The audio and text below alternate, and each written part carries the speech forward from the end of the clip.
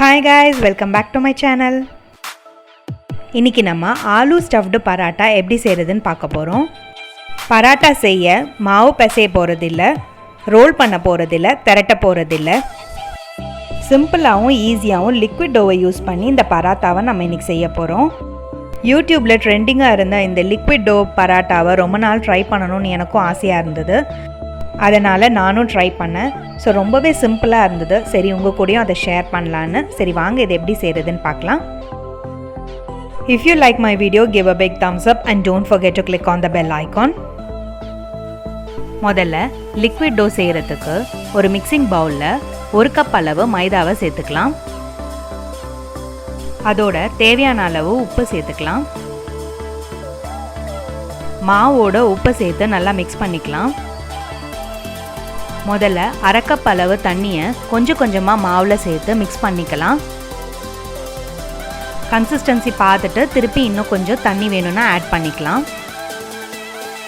So பார்த்தீங்கன்னா டைட்டாக இருக்குது, அதனால இன்னும் ஒரு 1/2 கப் அளவு தண்ணியை கொஞ்சம் கொஞ்சமாக சேர்த்து மிக்ஸ் பண்ணிக்கலாம்.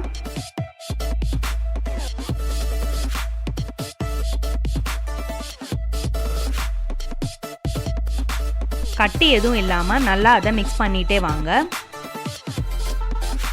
ஸோ பார்த்தீங்கன்னா டோட்டலாக 1.25 கப் அளவு தண்ணியை ஆட் பண்ணி நல்லா லம்ஸ் இல்லாமல் மிக்ஸ் பண்ணியாச்சு.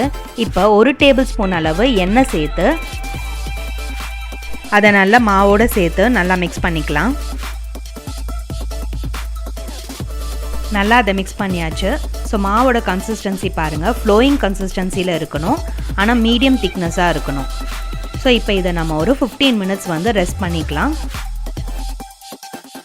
அடுத்து நம்ம ஸ்டஃபிங் ரெடி பண்ணிக்கலாம். அதுக்கு 4 உருளைக்கிழங்கு வேக வச்சுருக்கேன். அதோட 1 டீஸ்பூன் அளவு இஞ்சி பூண்டு விழுத சேர்த்துக்கலாம்.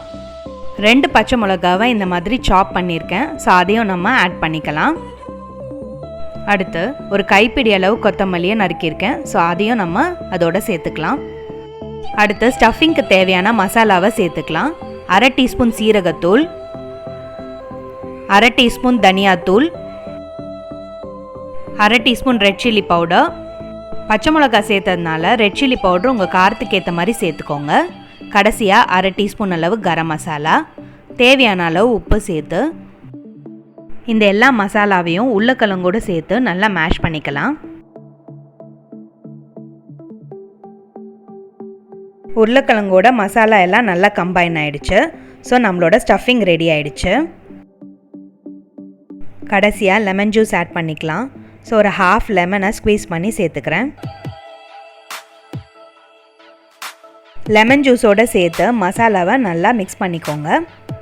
நான் 4 உருளைக்கிழங்கு எடுத்ததுனால அதுக்கேற்ற மாதிரி மசாலாவை ஆட் பண்ணியிருக்கேன். ஸோ உங்கள் உருளைக்கிழங்கோட அளவுக்கு ஏற்ற மாதிரி நீங்கள் மசாலாவை ஆட் பண்ணிக்கோங்க. நம்ம ஸ்டஃபிங்கும் ரெடி ஆகிடுச்சு. மாவும் 15 மினிட்ஸ் நல்லா ஊறிடுச்சு. அடுத்து நம்ம பராட்டா எப்படி செய்கிறதுன்னு பார்க்கலாம். அடுத்து நம்ம பேனை ஹீட் பண்ணிக்கலாம். அதில் கொஞ்சமாக எண்ணெயை க்ரீஸ் பண்ணிக்கலாம். பேன் ரொம்ப சூடாக இருக்கக்கூடாது, லைட்டாக ஹீட் இருந்தால் போதும். லோ ஃப்ளேமில் வச்சு ஒரு குழிக்கரண்டி மாவை ஊற்றி ஸ்ப்ரெட் பண்ணிக்கலாம். அது மேலே நம்ம செஞ்சு வச்ச உருளைக்கிழங்கு ஸ்டஃபிங்கை இந்த மாதிரி ஈவனாக ஸ்ப்ரெட் பண்ணிக்கோங்க. ஃப்ளேம் லோலே இருக்கணும். ஸோ ஃப்ளேம் லோவில் வச்சுட்டே இந்த மாதிரி நம்ம ஸ்டஃபிங்கை நல்லா ஈவனாக எல்லா இடமும் இருக்கிற மாதிரி நம்ம அதை ஸ்ப்ரெட் பண்ணிக்கலாம்.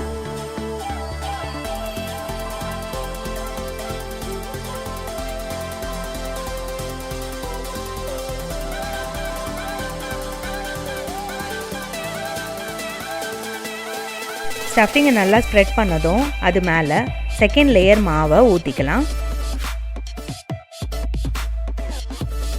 ஸ்டஃபிங் நல்லா கவர் ஆகிற மாதிரி மாவை கோட் பண்ணிக்கோங்க. மாவை ஈவனாக ஸ்ப்ரெட் பண்ணதும் மீடியம் ஃப்ளேமில் வச்சு கொஞ்சமாக எண்ணெய் ஆட் பண்ணி குக் பண்ணிக்கலாம். ஸோ பாருங்கள், ஒரு சைடு நமக்கு நல்லா குக் ஆகிடுச்சு. ஸோ இப்போ நம்ம திருப்பி போட்டு இன்னொரு சைடையும் குக் பண்ணிக்கலாம். 5 to 7 மினிட்ஸ் ஆகும். ஸோ ஒரு சைடு நல்லா நம்ம குக் ஆகிறதுக்கு. ஸோ நல்லா குக் ஆனதுக்கப்புறம் நம்ம திருப்பி இன்னொரு சைடை குக் பண்ணிக்கலாம். கொஞ்சமாக நம்ம எண்ணெய் ஆட் பண்ணி இன்னொரு சைடையும் நல்லா நம்ம குக் பண்ணிக்கலாம். பாருங்கள், இன்னொரு சைடும் நமக்கு நல்லா குக் ஆகிடுச்சு. அவுட்டர் லேயர் நல்லா கிறிஸ்பாகவும் உள்ளே நல்லா சாஃப்டாகவும் குக் ஆகிடுச்சு. அதே மாதிரி இன்னொரு பராத்தா எப்படி செய்கிறதுன்னு பார்க்கலாம். லோ ஃப்ளேமில் வச்சு ஃபஸ்ட்டு மாவை நல்லா ஸ்ப்ரெட் பண்ணிவிட்டு அது மேலே நம்ம செஞ்சு வச்ச ஸ்டஃபிங்கை ஈக்குவலாக நல்லா இந்த மாதிரி ஸ்ப்ரெட் பண்ணிக்கோங்க.